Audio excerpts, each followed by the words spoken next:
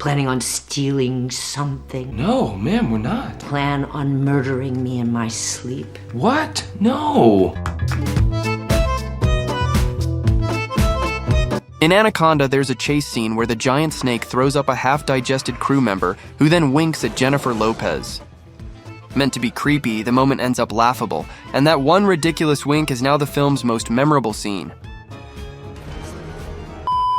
In The Lost World Jurassic Park, Ian Malcolm's daughter Kelly defeats a velociraptor using gymnastics, swinging on bars and kicking it through a window onto spikes. It's a ridiculous scene that turns a once terrifying predator into something outsmarted by a teenager's PE routine. Easily one of the dumbest moments in the franchise. The school cut you from the team? In Summer of Sam, the real-life killer claimed his dog told him to commit the murders, so the movie shows exactly that. I want you to go out and kill. Kill! Kill! But instead of being eerie or intense, it ends up looking completely ridiculous, with a regular talking dog yelling at him to kill. It's somehow even dumber than it sounds. Yes, master! I will kill! I will kill! There are plenty of bad moments in Indiana Jones and the Kingdom of the Crystal Skull, but the one that truly stands out is the infamous nuking the fridge scene. When Indy finds himself in a mock-up town where the US military is testing nuclear weapons, he hides in a lead-lined refrigerator to survive the blast. Even if Indy could survive a nuclear explosion in a fridge, he wouldn't survive taking a trip into the sky in a metal box.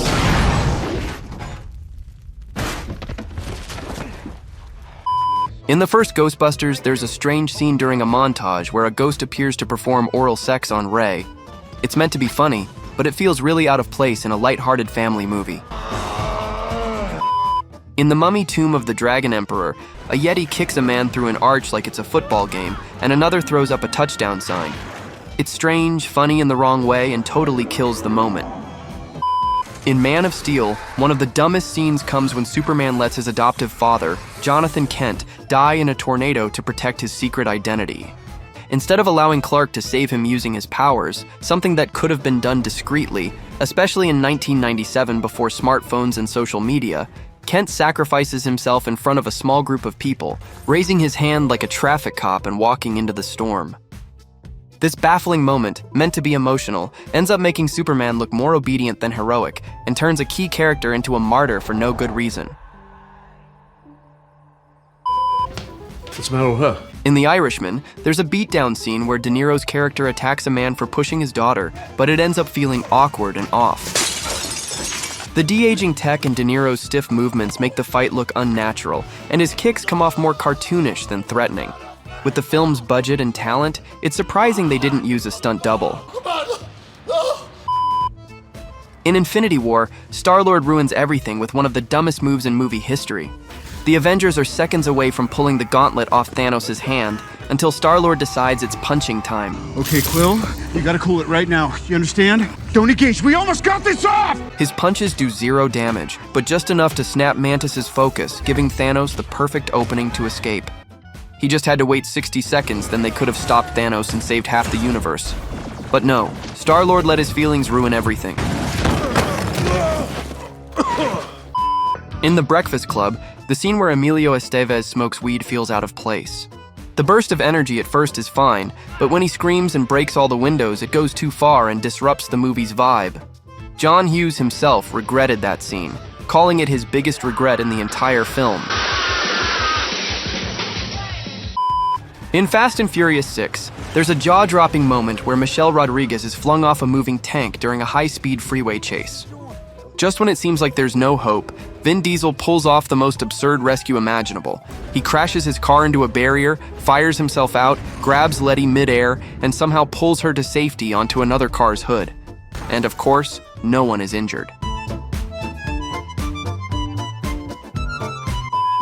In The Godfather, there's a scene where Sonny is supposed to be punched during a heated argument.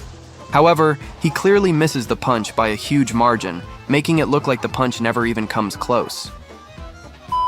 The first Superman movie with Christopher Reeve in the lead role was released in 1978. It remains one of the best comic book films ever made and set the standard by which all other actors to play the character have been judged by. But that doesn't mean everything was perfect.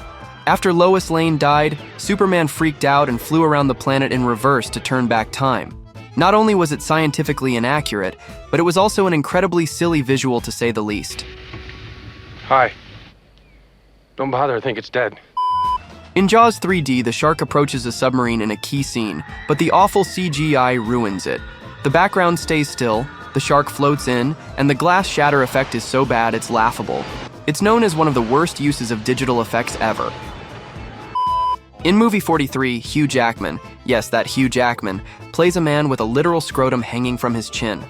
The scene is gross, awkward, painfully unfunny, and sets the tone for a movie so bad, you almost have to see it to believe it. Kids can be mean. They used to call me Frankenstein. In The Dark Knight Rises, one of the most baffling scenes comes when Gotham's entire police force, who've been trapped underground for months, finally resurface. You'd expect them to be strategic, cautious, maybe even a little shaken. Instead, they immediately charge into battle against Bane's mercenaries, and they do it by dropping their guns and running straight into a massive fistfight. After all that build-up, the decision is so painfully dumb and unrealistic, it feels like an insult to the audience's intelligence. I came back to stop you. In Gilly, there's a scene so famously dumb it's become a pop culture punchline. Jennifer Lopez, trying to seduce Ben Affleck, looks at him and says, "It's turkey time. Gobble, gobble." What? The line is supposed to be sexy. Instead, it's awkward, bizarre, and completely tone-deaf. It's the kind of moment that makes you pause and ask, did no one on set think this was a bad idea? Gobble, gobble. What? In Tenet, there's a scene where the characters are discussing a doomsday scenario. The entire world could be destroyed if the villains from the future succeed. It's a heavy moment, and then Elizabeth Debicki's character adds, "Everyone and everything that's ever lived, destroyed instantly. Including my son.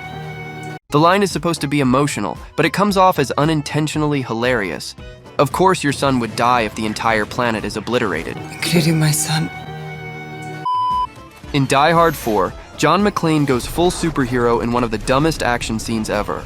While being chased by an F-35 fighter jet, he drives a semi-truck up a collapsing highway, survives a missile barrage, gets thrown from the truck, lands on the jet, and then jumps off just in time to slide down debris as the jet explodes behind him. It's ridiculous on every level: physics, logic, even basic survival. McClane may have started as a regular cop, but by this point, he's basically immortal. In King Kong, there's a scene where the group falls into a pit swarming with giant insects. As if the situation isn't bad enough, someone starts machine gunning the bugs off other people's bodies, while they're still squirming underneath. It's such an over-the-top and ridiculous choice that it feels more like a video game than a survival scene. Denethor's fiery death in The Return of the King is supposed to be dramatic and tragic, but it ends up being kind of hilarious once you think about the logistics. He sets himself on fire deep inside Minas Tirith, yet somehow sprints through winding hallways, across bridges, up hills, and past an actual fountain, all while fully ablaze. He runs nearly a mile non-stop as an old man engulfed in flames just to dramatically jump off the city's edge. It's meant to be powerful, but honestly, it's just absurd. Take her clothes. Hey, put that back! In No Hard Feelings, there's a ridiculous scene where Maddie emerges from the ocean naked and fights 3 young adults to get her clothes back. The whole situation is awkward and implausible, making it one of the film's most bizarre moments. In The Devil Inside, the ending is incredibly stupid. After a confusing car crash, the film ends with text on screen telling viewers to visit a website for more info. Not only is this a lazy way to end the movie, but the website doesn't even work anymore, making it one of the dumbest and most nonsensical endings in movie history.